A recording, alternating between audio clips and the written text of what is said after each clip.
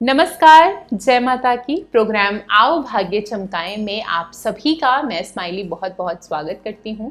उम्मीद करती हूँ आप सभी बहुत अच्छे से होंगे और इस बदलते हुए मौसम का खूब आनंद भी ले रहे होंगे। दर्शकों, सनातन धर्म के अनुसार हमारे भारतवर्ष में कुछ खास दिन मनाए जाते हैं, कुछ त्योहारों के रूप में, और कुछ ऐसे दिन जो थोड़े से उदास होते हैं। उन्हीं उदास दिनों में दिन आते हैं श्राद्ध के। श्राद्ध क्या है आखिर? श्राद्ध अलग अलग धारणा है हर किसी की, लेकिन इसका आखिर मतलब क्या है, इसके मायने क्या हैं, ये किन दिनों में आता है और इसके लिए हमें क्या क्या प्रिकॉशंस रखने चाहिए और क्या करना चाहिए इन खास दिनों में, ताकि हमारे जो बुजुर्ग हैं वो खुश हो सके। इन सब के बारे में जानेंगे, लेकिन उससे पहले स्वागत करते हैं प्रोग्राम में। हमारे साथ मौजूद हैं विश्वविख्यात ज्योतिषाचार्य और वास्तु एक्सपर्ट श्री उमेश कुमार जोशी जी। अपनी खूबसूरत मुस्कान के साथ आइए उनका प्रोग्राम में स्वागत करते हैं। उमेश जी, आपका प्रोग्राम में बहुत बहुत स्वागत है। जय माता की। जय माता की स्माइली जी। जय माता की जी। उमेश जी, उसी तरह फिर से बहुत ज़्यादा चमकते हुए, बहुत ज़्यादा एनर्जी के साथ आप हमें मिले हैं। उम्मीद करते हैं कि ये एनर्जी हमारे दर्शकों तक भी पहुंच सके। श्राद्ध के बारे में आज हम उमेश जी बात करने वाले हैं। तो क्या है ये श्राद्ध, इनका मतलब क्या है, ये सबसे पहले हमारे दर्शकों को बताइए। श्राद्ध का मीनिंग है श्रद्धा जी। किसी के लिए भी श्रद्धा प्रकट करना। और ये श्राद्ध जो है वो ये श्रद्धा है हमारे बुजुर्गों के लिए। साल में एक बार श्राद्ध आते हैं। श्राद्धों का लिंक सीधा है पितृपक्ष जी, कि पितरों को श्रद्धांजलि देना, पितरों को श्रद्धा भाव अपने प्रकट करना। सिर्फ श्रद्धा वो खान पान की, श्रद्धा वो पहरावे की जी। जैसे श्राद्ध आ गए तो कोई तिथि के अनुसार, कोई अमावस्या के अनुसार, चौदह के अनुसार, जो भी जिसका कोई लिंक पारिवारिक जुड़ता है तो वो श्राद्ध में ही वो कर्म करते हैं। और श्राद्ध जो करते हैं उसका लिंक्ड है पितृपक्ष। पितृपक्ष है मरे हुए जी, कि इस संसार से जो प्राणी चला गया, जो अपना भौतिक शरीर छोड़ के परलोक को चला गया, तो उसके शरीर से निकला हुआ सूक्ष्म शरीर जी, तो वो साल में एक बार अपने बिछड़े हुओं को मिलने के लिए परमात्मा उनको धरती पे अवश्य भेजता है। जैसे हम गए हुए बुजुर्गों को सोचते हैं, माइंड में सोचते हैं, मेमोरीज तो रहती है ना जी। अगर प्रभु ने सिर्फ जीवित अवस्था तक ही हमारा आत्माओं के साथ या पर्सन के साथ लिंक रखना हो तो मरने के बाद वो लिंक फिर बंदे को भूल जाना चाहिए। ये पर्सन कहता है कि तब तक हमारी उस बंदे के साथ लिंक्ड रहता है जब तक वो जीवित अवस्था में होता है। लेकिन प्रभु ने मरने के बाद की अवस्था जो एक्टिवेट की हुई है उसको ही पितृपक्ष बोलते हैं, उसको ही श्राद्ध बोलते हैं। श्राद्ध का लिंक ये है कि जो जीव आत्मा इस संसार को छोड़ के चली गई है तो परमात्मा धरती पे कुछ समय के लिए श्राद्धों के दिनों में उस आत्मा को अपने जो उसके बिछड़े हुए परिवार है, गोत्र के पर्सन है, तो वहां पे एक बार जरूर भेजता है कि भाई जाओ देखो जिनके लिए आपने सच झूठ मेहनत इतने कर्म किए हैं, आपने अपनी सारी जिंदगी की मेहनत उनको छोड़ दी। किसी को वो प्रॉपर्टी दे के चले गए, किसी को गहने दे के चले गए, किसी को पैसा दे के चले गए। अगर इतना कुछ आप अपनी मेहनत का उनको दे के गए हो तो एक तो अपना दसौंध लेके आओ। हम टूडे कोई भी काम करते हैं तो परमात्मा के नाम का दसौंध निकालते हैं। जीवित अवस्था में जो रिश्ते नाते हमारे परिवार जुड़े होते हैं उनकी केयर करते हैं। और ये दसौंध हो गया पितरों के नाम का। अब कई लोग ऐसे भी हैं जो लोग इसको वहम भ्रम मानते हैं, तो मैं उसके ओपोजिट ये बोलूंगा कि पितृपक्ष या पितरों के ओपोजिट जो हमारी श्रद्धांजलि हम रखते हैं वो हमारी बुजुर्गों की दी हुई और हमारे सनातन धर्म में दी हुई वेद शास्त्रों की विरासत है जी। कि जो इस संसार से प्राणी चला गया, आपके लिए उसने इतने मेहनत की, उसने दिन रात एक कर दिया और वो अपनी सारी मेहनत आपको छोड़ के चला गया, तो हमारा ये हक भी बनता है, हमारा कर्तव्य भी है और हमारा ये धर्म भी है कि उस गई हुई जीव आत्मा के लिए कुछ ना कुछ कर्म या कुछ ना कुछ तर्पण अवश्य करें। अब कई लोग, मैंने कई सोशल मीडिया पे या कहीं आमतौर पे देखता हूँ, श्राद्ध के दिनों में कई मूर्खता भी दिखाते हैं कि पंडित जी को ये खिला दो जी, क्या वो खाते हैं, पंडित जी को ये पहना दो जी, क्या वो पितर पहनते हैं। ये है सभी मूर्खता की बातें जी। मैं पहले भी एपिसोड में कह चुका हूँ कि कुदरत के रिलेटेड या परमात्मा के रिलेटेड या ग्रहों के रिलेटेड या कर्मों के रिलेटेड जो भी हम बातें बोलते हैं या बातें महसूस करते हैं वो कभी दिखती नहीं है जी। उमेश जी, यहाँ पे ज़रूर मैं सवाल पूछना चाहूँगी। आपने बताया यूजुअली क्या होता है कि जैसे आपने बताया कि जो ये दिन आते हैं श्राद्ध के, उनमें वाकई, चाहे मैं अपनी बात करूं, चाहे इस वक्त जो ये प्रोग्राम हमारे दर्शक देख रहे हैं उनकी बात करूं, सबको ऐसा लगता है, सबकी ये धारणा है कि उन दिनों में, श्राद्ध के दिनों में, यदि किसी पंडित को, किसी पुजारी को खाना दे दिया जाए, कपड़े दे दिए जाएं, यूजुअली तो सभी ऐसा करते हैं। तो क्या उनको खुश करने के लिए किस तरह से हमें कर्म करने चाहिए कि जो चीज़ें हैं, जो दान पुण्य है, उन तक पहुँचे? उन तक हम डायरेक्ट नहीं पहुंचा सकते, तो हम इन पुजारियों का सहारा लेते हैं या पंडितों का लेते हैं। उनको प्लीज मैं चाहती हूँ इस बात को आप क्लियर करें। बिल्कुल। जो स्माइली जी, जो परमात्मा ने हमारे वेद शास्त्रों में हमको एक डेफिनेशन दी है, एक हमको ज्ञान दिया है जी, कि अगर आप अपने पितरों के साथ कोई भी कर्म या कोई भी लिंक्ड आप अपडेट करते हो तो विदाउट ब्राह्मण वो चीज नहीं होती। ब्राह्मणों को ज्ञान होता है वेद शास्त्रों का, ब्राह्मणों को ज्ञान होता है मंत्र उच्चारण का।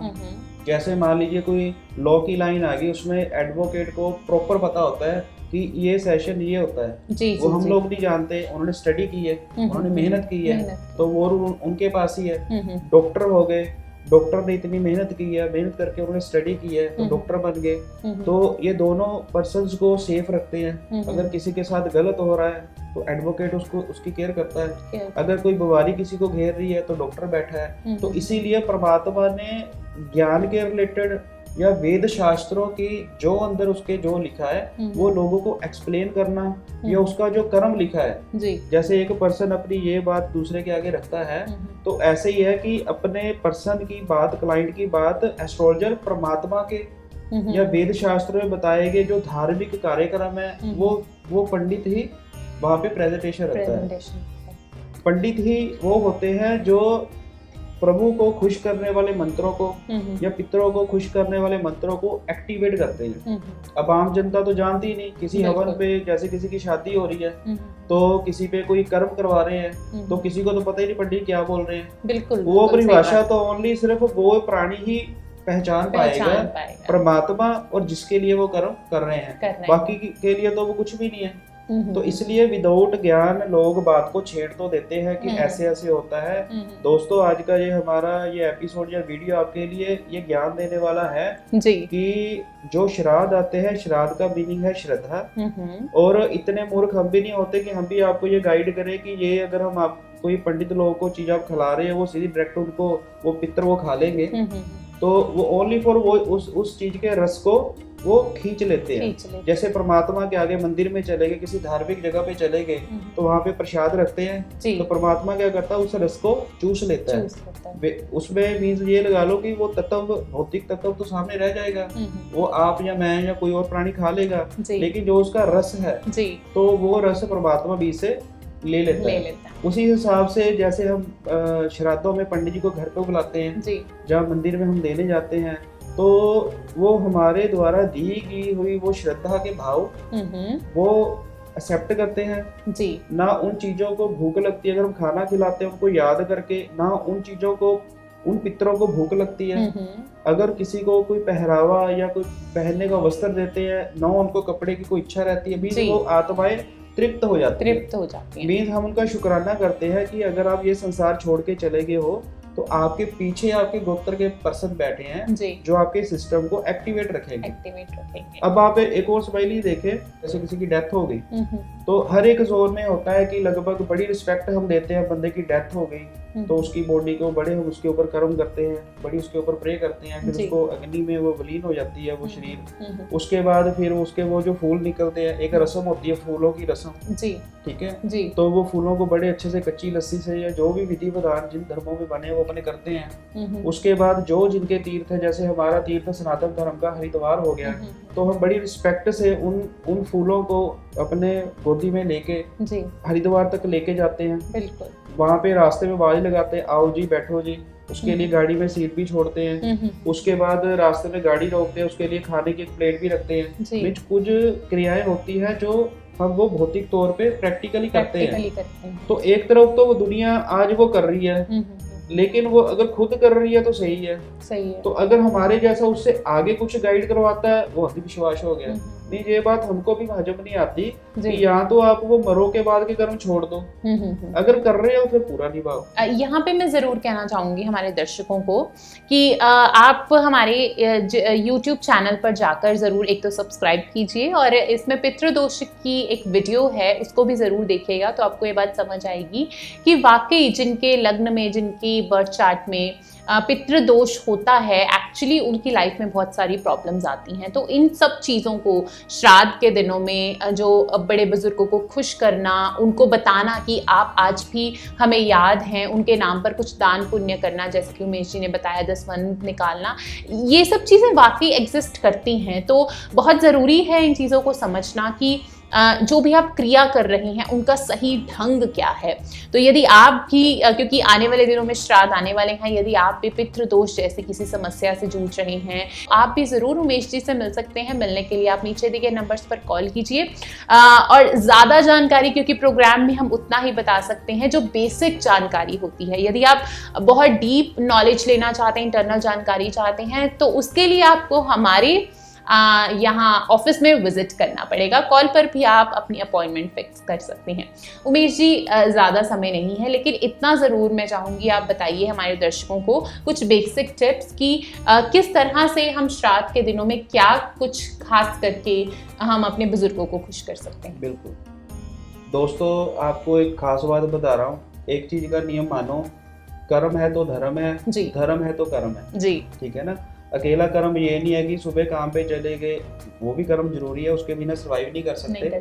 लेकिन उस कर्म के साथ है एक परमात्मा का, और परमात्मा ने जो आगे धर्म के साथ जो लिंक जोड़ा हुआ उसको मानने की कोशिश करें जी। ये हाथों से या तो अपना पेट भरो, वो भी जरूरी है, लेकिन अगर 10 लोगों का साथ में भरते हैं जी, साथ में वो कर्म कांड करते हैं जी, कुछ तीर्थ करते हैं जी। जो पितर इस संसार से चला गया, हमको विरासत में बहुत कुछ दे के चला गया, अगर उसके नाम का हम मान लो कोई दसवंध निकालते हैं, उसके लिए कोई अपनी प्रेजेंटेशन रखते हैं श्रद्धा की, तो वो चीजें खुश होती हैं। नहीं तो फिर सुनने को यही आता है, सर वो हमारे घर में जी बुजुर्ग की डेथ हो गई, हाय सर उसके बाद में घर में प्रलय आ गई, हाय हमारा कोर्ट में केस चला गया, हमारा सर वो भाइयों का झगड़ा हो गया, हाय उसको ब्रेन हेमरेज हो गया जी। क्योंकि आत्माएं जब जाती हैं उसके लिए कर्म नहीं होते, तो फिर आगे ये क्रियाएं एक्टिवेट हो जाती हैं। और ऐसी चीजों को अब जो कोई सुनता है, सामने वाला कोई सही गाइड भी नहीं करता, तो फिर लोग सामने वाला फिर क्या होता है, फिर मिसगाइड होते हैं जी। आपके ऊपर किया कराया, ये है वो है, किया कराया तो उसको मैं मानता हूँ जो अपने कर्म से बाहर हो गया, वो फिर किया कराया कुदरत का होता है, उन चीजों का होता है। अगर हम अपने धर्म के सिस्टम में चलें तो लगभग पर्सन बचा रहता है जी। बिल्कुल।